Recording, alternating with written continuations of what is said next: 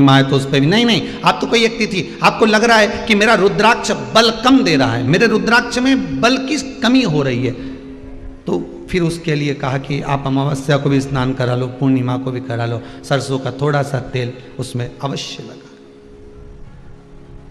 रुद्राक्ष की असली पहचान काय में करी जाती है? सरसों के तेल में तो करी जाती है।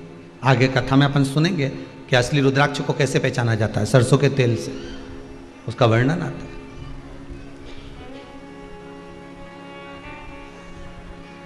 उसमें बल की प्रबलता आ जाती है। 5 स्थान बता दिए, 5 जगह बता दी, 5 स्थान निश्चित कर दिए जहां पर रुद्राक्ष को पहनकर नहीं जाना। पहला, किसी की मृत्यु वाली जगह पर। दूसरा, जहां पर बच्चे का जन्म हुआ हो।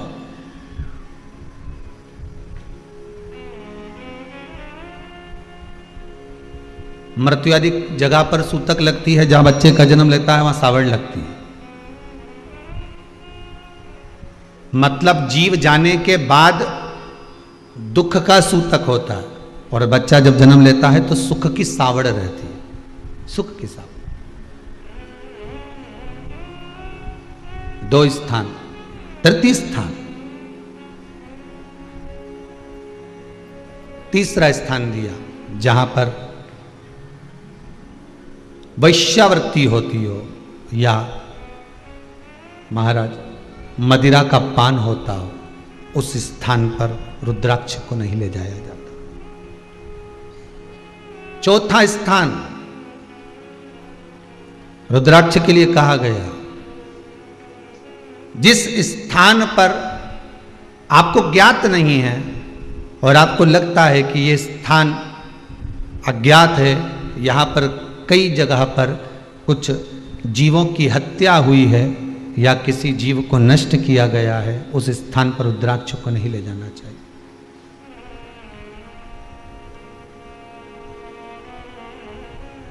पांचवा, महाराज आपके रुद्राक्ष का जहां अपमान हो रहा है, अपमान से समझ में आ रही है ना आपको बात? ये काय को ढोंग प्रपंच में पढ़ा है? कौन ने कहा इतने रुद्राक्ष धारण कर ले? कौन ने कहा है? क्यों ढोंग प्रपंच में पढ़ा है? जहां रुद्राक्ष का, इसलिए रुद्राक्ष की मूलता है कि रुद्राक्ष का जब चक्र बनाया जाता है, रुद्राक्ष का जैसे किसी व्यक्ति का व्यापार नहीं चल रहा हो, कोई कर्जे में लदालूम हो गया हो, जिसके व्यापार बार बार बदलना पड़ रहा हो, या फिर कोई काम में मन नहीं लग रहा हो, या कहीं नौकरी सर्विस व्यापार व्यवसाय व्यक्ति का जब चलता नहीं है, तो फिर उसके लिए रुद्राक्ष चक्र के रूप में काम करता है। जैसे सुदर्शन चक्र चलता है, ऐसे रुद्राक्ष का चक्र चलता है। रुद्राक्ष चक्र कितने रुद्राक्ष से बनता है? तो कहा 9 रुद्राक्ष से बनता है। 4 मुखी रुद्राक्ष के 3 रुद्राक्ष 4 मुखी के, 5 मुखी रुद्राक्ष 3, 6 मुखी रुद्राक्ष 3, कितने हो गए? जम के बोलो 9 रुद्राक्ष हो गए। लाल धागे में एक रुद्राक्ष को 4 मुखी को पहले ले लो, फिर उस रुद्राक्ष के बाद में उसको 1.25 गांठ लगा दो। 1.25 गांठ लगाई धागे में, फिर 5 मुखी रुद्राक्ष, फिर 1.25 गांठ, फिर 6 मुखी रुद्राक्ष, फिर 1.25 गांठ, फिर 4 मुखी रुद्राक्ष, फिर 5 मुखी, फिर 6 मुखी, 1.25 गांठ लगाकर चक्र तैयार कर लिया जाता है। और उस चक्र को तैयार कर कर व्यक्ति शिव मंदिर में ले जाकर शंकर जी के उस शिवलिंग पर रखकर चढ़ाकर भगवान शंकर को केवल 3 वस्तुएं समर्पित कर दे। पहला धतूरा, दूसरा बेर, बेर मतलब बोर जो खाते हैं बेर, तीसरा काली तिल, ये शंकर जी को समर्पित कर दे, स्नान कराए, वापिस उस रुद्राक्ष को लेकर आ जाए और अपने गले में धारण कर ले। ऐसा कौन सा काम है जो कार्य सफल नहीं होता होगा? व्यापार भी होगा, व्यवसाय भी होगा और सर्विस भी लगे। बस उस चक्र को, शिव का जो चक्र है, सबसे पहले सुदर्शन चक्र था ही किसका? आपको पहले भी कथा में कहा कि सुदर्शन चक्र किसका था? भगवान विष्णु को तो बाद में मिला, जब उन्होंने कमल के पुष्प समर्पित करे। और कमल के पुष्प जब समर्पित करे और कमल का पुष्प कम पड़ गया, तब भगवान विष्णु ने अपना एक नेत्र निकालकर भगवान शंकर को समर्पित करा, तब भगवान त्रिनेत्रधारी हो गए। और भगवान शंकर ने देखा कि मेरे नारायण जिन्होंने मुझे नेत्र दिया है, मैं इनको क्या दूं? तब भगवान उसी समय पर मेरे ओघड़ दानी ने, मेरे शंकर ने, मेरे शिव ने अपने हाथ का सुदर्शन चक्र उठाकर भगवान विष्णु को दे दिया। भगवान त्रिनेत्रधारी हो गए, भगवान नारायण सुदर्शन चक्रधारी हो गए। तभी भगवान विष्णु ने पूछा, आपने चक्र मुझे दे दिया, आपके पास कोई चक्र नहीं है? तब भगवान ने अपने गले की रुद्राक्ष माला को उठाकर जो घुमाया, शिव जी ने कह दिया ये रुद्राक्ष चक्र का काम करता है, अच्छे अच्छे का संहार कर देना, पछाड़ देना। ये रुद्राक्ष वो है जो मेरे हृदय में बसता है। एक चक्र मेरे शंकर के पास आज भी है। वो कौन सा चक्र है? जम के बोलिए, रुद्राक्ष चक्र। रुद्राक्ष चक्र में ज्यादा मन के नहीं होते। कितने होते हैं? अभी बताया था कितने? मात्र 9। 3 4 मुखी के, 3 5 मुखी के, 3 6 मुखी।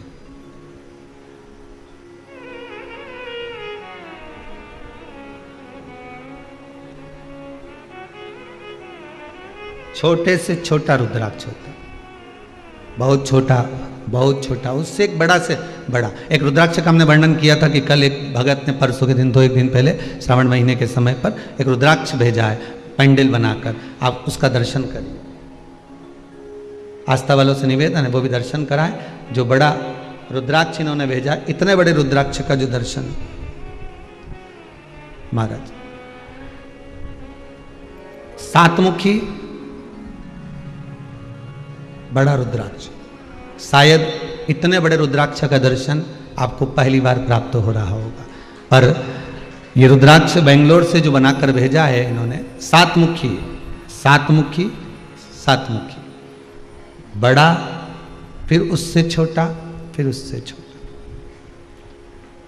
इससे भी छोटा रुद्राक्ष होता है, फिर उससे भी छोटा रुद्राक्ष होता है। ऐसा नहीं होता कि रुद्राक्ष, बड़े से बड़ा रुद्राक्ष का क्रम उन्होंने भेजा कि गुरुदेव इतना बड़ा रुद्राक्ष, और उससे 7 मुखी, फिर 7 मुखी, फिर 7 मुखी, छोटे से छोटा रुद्राक्ष। आप जिस रुद्राक्ष का चक्र अपने जीवन में उतार रहे हो, फिर निवेदन करूंगा, दुनिया में ऐसा कोई समस्या नहीं जिस समस्या का कोई निदान नहीं। हर समस्या का निदान है, पर निदान किसी दूसरे के पास नहीं, निदान केवल मेरे भोले नाथ के पास में है। आपको अगर किसी समस्या का सफल आनंद चाहिए तो शंकर की शरण में जाओ। आपको सीहोर आने की भी जरूरत नहीं है, आपको हमसे मिलने की जरूरत नहीं है, आपको पंडित प्रदीप मिश्रा के पास नहीं आना, आपको किसी बाबा जोगी के पास नहीं जाना, आपको किसी के बेल भभूति लेने नहीं जाना, आपको तो शिव के पास जाना। जो शंकर की वस्तु है उसको स्वीकार करो, बस शंकर की वस्तु को स्वीकारिए।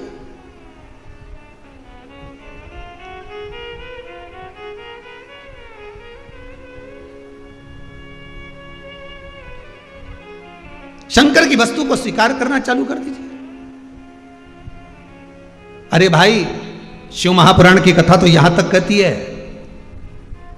यहां तक वर्णन कर रही है, जिस व्यक्ति की नौकरी नहीं लगती, सर्विस नहीं लगती, हर जगह पर अप्लाई कर रहा है, बार बार इंटरव्यू देने जा रहा है, लगातार उसको अगर सफलता प्राप्ति नहीं हो रही है तो धतूरा ढूंढो। धतूरा कहीं बाजार में नहीं मिलेगा, किसी वृक्ष से धतूरा तोड़ लिया, कुछ मत चढ़ा, तू शंकर जी के मंदिर में जाकर तेरा नाम और गोत्र बोल और शिव जी को धतूरा चढ़ाना चालू कर दे और बाबा से विनती कर, धतूरा चढ़ाना चालू कर।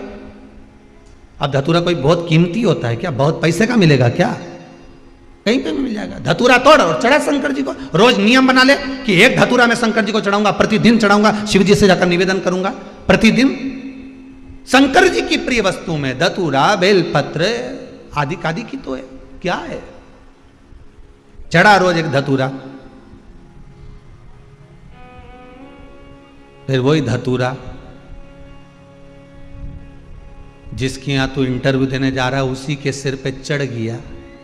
जो तूने शिव जी के चढ़ाया वही धतूरा वहां चढ़ा है, तू क्यों चिंता करता है? हमारे साथ हैं भोलेनाथ जी, किस बात की चिंता, किस बात की चिंता करता? चरण में रख दिया जब माथ जी, किस बात की चिंता? तेरे भोले को रहती है तेरी हर बात की चिंता। जम के बोलिए। तेरे भोले को रहती है तेरी हर बात की चिंता, हमारे साथ हैं भोलेनाथ जी किस बात की चिंता, चरण में रख दिया जब माथ तो किस बात की चिंता। फिर क्यों सोचना।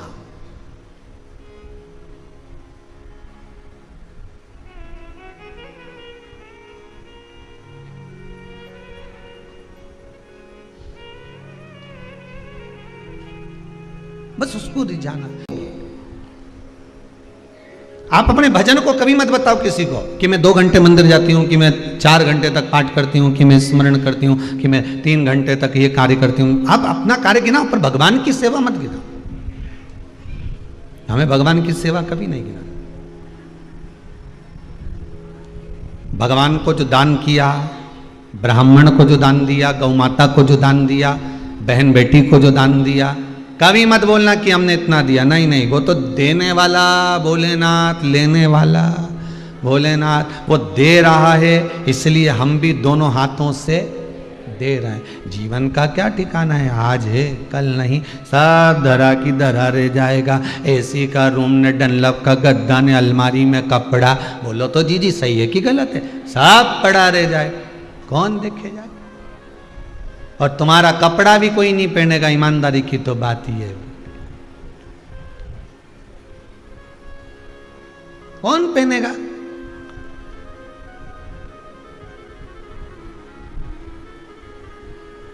अब दूसरी जगह कौन जाए, हम तो अपनी कह दें। जब पूज्य पिताजी देवलोक गमन हुए तो उनके कपड़े भी तो अलमारी में धरे रही है, बोलो सही है कि गलत। दूसरी किसको कहने जाओगे। वो कपड़े रखे, अब वो कौन पहने। महाराज तो धोती पहने, पैंट शर्ट नहीं पहने, सफारी नहीं पहने, और जो हम पहने वो तुम नहीं पहनो। नहीं तो पहनो तो कोई दिक्कत नहीं है। किसके कपड़े किसको आ रहे रखे। फिर वो प्रयास किया जाता है कि जो पहनने वाला हो, जो किसी को लगता हो तो देते जाओ, पहन लेगा, धारण। इसलिए आपसे बारंबार कहते हैं जीवन का कोई ठिकाना नहीं। श्वास रुक जाएगी चलते चलते, शम्मा बुझ जाएगी जलते जलते, दम निकल जाएगा रोशनी का, क्या भरोसा है इस जिंदगी का। खूब भजन करो, खूब। भगवान दे दे तो कथा भी करवा लो, सत्संग भी करवा लो, भजन भी कर लो, शिव पुराण भी सुन लो।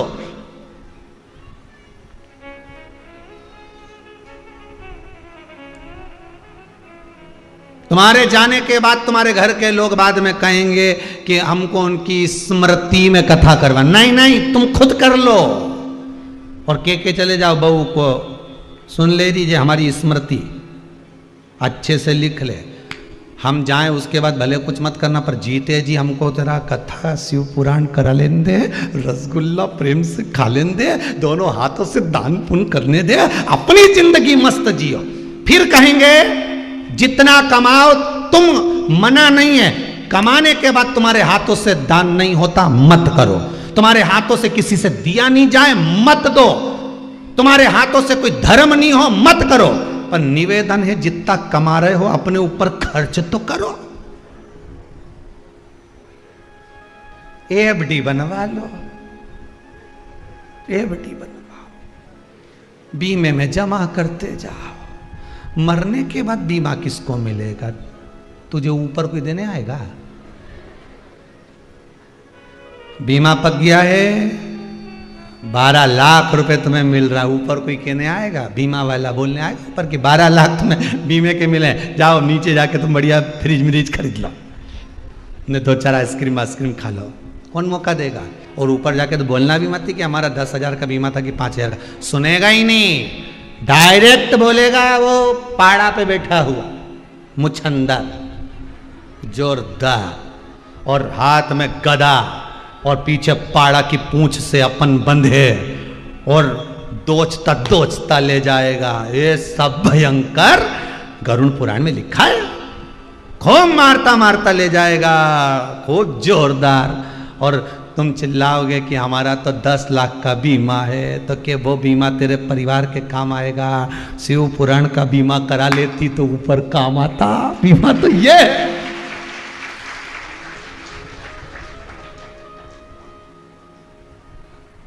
आस्था चैनल पर ऑनलाइन बुकिंग हो रही थी इस बीमे की 1 बजे से बोलो तो 4 बजे तक रोज सियोर वाला महाराज भी बापड़ा चिल्ला के थकी गया बोल के कि बीमा करा लो, बीमा करा लो। बीमा मतलब कथा सत्संग स्मरण में मन लगा लो। ये मन लगाना ही बीमा। एक बार हो गया नहीं तो आखिरी तक चले।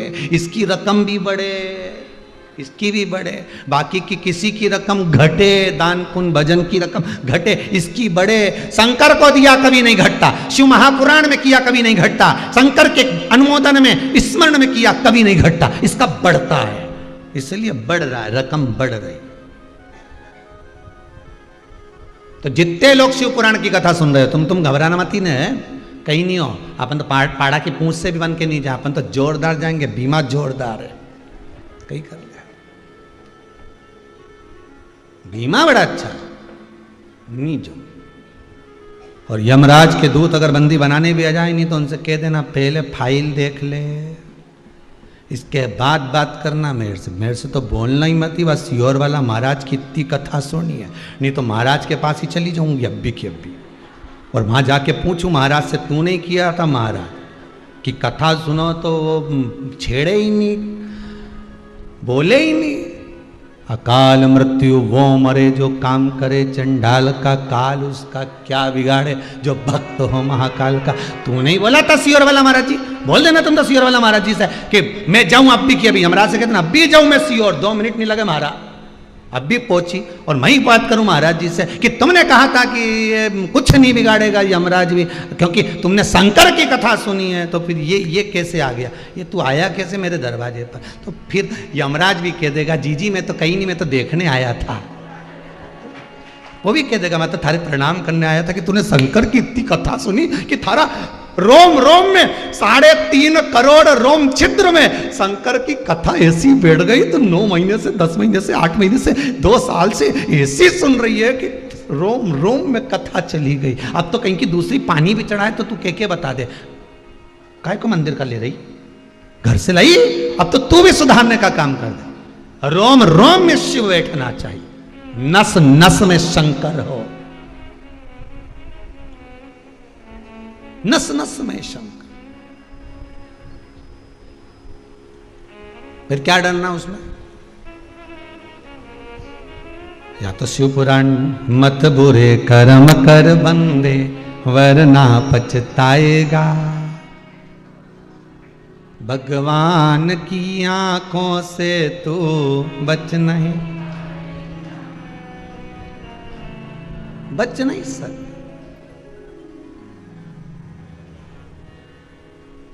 नए कपड़े की प्रसन्नता इस मन को 1 दिन की रहती है।